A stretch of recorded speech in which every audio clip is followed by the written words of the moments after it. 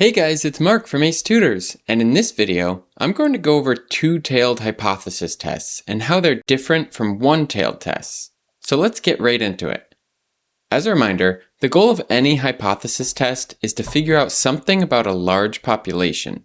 However, since it's often difficult to know parameters of an entire population, we can make a certain conclusion about a large population by using data from a smaller sample.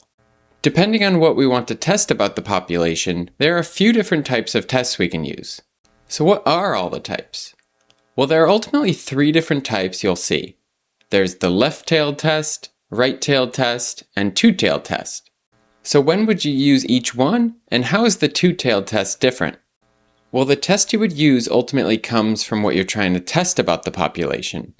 And if you recall from our other videos, what you're testing about the population goes into your alternative hypothesis, H sub A, and that can take one of three forms.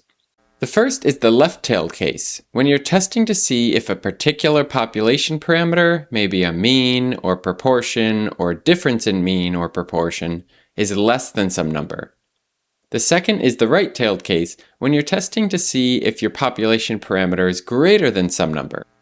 These are both one-tailed tests because you're testing a specific direction. You're testing whether the population parameter is either less than or greater than a number. The two-tailed test comes into play when you're not sure about the direction. You aren't certain that the population parameter is specifically greater than or less than a number, but you do think it's different than that number. This would make your alternative hypothesis that the population parameter is not equal to whatever number. Okay, that's great, but how does that actually affect our hypothesis test? Well, this will ultimately affect when we draw our distribution, calculate our different values, and make our conclusion.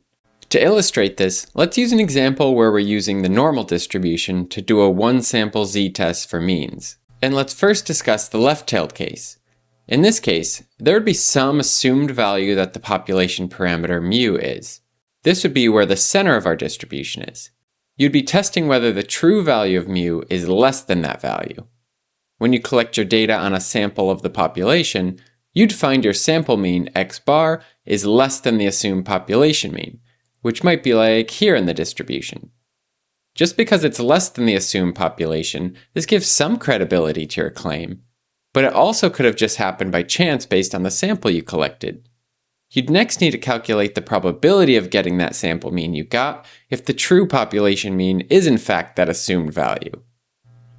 Based on the normal distribution, your assumed population mean, and standard deviation, you would calculate the standardized test statistic for your sample mean to see where this lies in your distribution. To find the probability of this, you would then find the area from this value to the left tail of your distribution. This gives you the overall probability of getting the sample mean you got, or less, if the true population mean is in fact that assumed value. If the probability is low enough, then we could be confident in claiming that the true population parameter mu is actually less than that original assumed value. But what determines whether that probability is low enough? We need some boundary or threshold that defines what low enough is to make that claim. That's where the alpha value comes into play, which we normally define at the beginning of our problem. If our p-value is lower than our alpha value of maybe 0.1, 0.05, or 0.01, which are some common values, then we would be confident in our claim to reject the null hypothesis that our population parameter is equal to that assumed value. So ultimately, this alpha value defines the boundary in our distribution called the rejection region, where if our test statistic and p-value fall within it, we would reject our null hypothesis. Now for the right-tailed case, this is exactly the same but for the opposite side. We would be testing to see whether some population parameter like mu is actually greater than some assumed value. We would have some alpha value that defines the rejection region, but this time in the right tail of the distribution. If the test statistic for our sample data falls within this rejection region, that would mean the probability of getting such a result is low enough that we can reject that the population parameter is actually that assumed value. Okay, that's fairly straightforward for the one-tailed case where we're testing a specific direction, but how would it work where we're testing to see if the true population parameter is different from some value, and we're not entirely sure whether it's specifically greater than the assumed value or specifically less than that value? In this case, we would still have some alpha value that defines the area in the distribution that creates the boundary of the rejection region, but how would this look like in our distribution? Well, because we are unsure in the direction, the alpha value would be split between the two tails. For example, if our alpha value is 0.1, that would mean the area in the left tail would be 0.05, and the area in the right tail would be 0.05.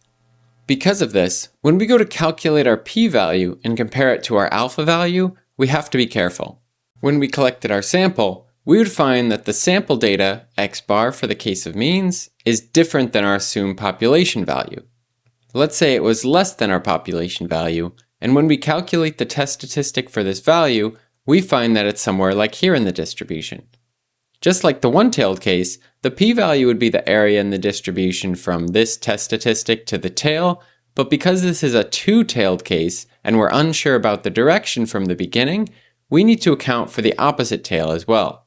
This entire area would be our p-value. It would represent the probability of getting sample data that is this far from the assumed population value in either direction, if the true population parameter is actually that assumed value. As a result, since the distribution is symmetric, you would take this area you found from the test statistic to the tail and multiply it by 2 to get both areas and the ultimate p-value for your problem. You would then compare this value to your alpha value to make your conclusion. Alternatively, you could also take this one-sided area you found from your test statistic to the tail and compare that directly to the alpha value divided by 2. It'll work out the same no matter which way you do it, but it's important to be consistent. So for each of the examples we do in the future, we'll always multiply the area to the tail times 2 and compare that directly to the alpha value. So just to summarize how you would handle each of the one-tailed and two-tailed cases, it's pretty similar. First, you'll collect your sample data, then you'll calculate the test statistic for your data to standardize it for the distribution you're using. Next, you'll calculate the probability of getting that test statistic by finding the area from that test statistic to the tail.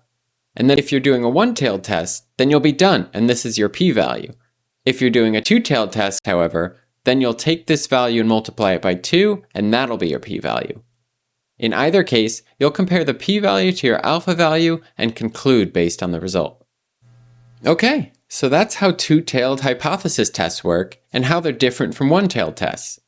I hope you found this video helpful, and if you did, please hit those like and subscribe buttons to support us making more videos for you.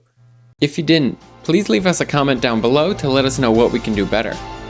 Thanks again for watching, and remember, you have big dreams. Don't let a class get in the way.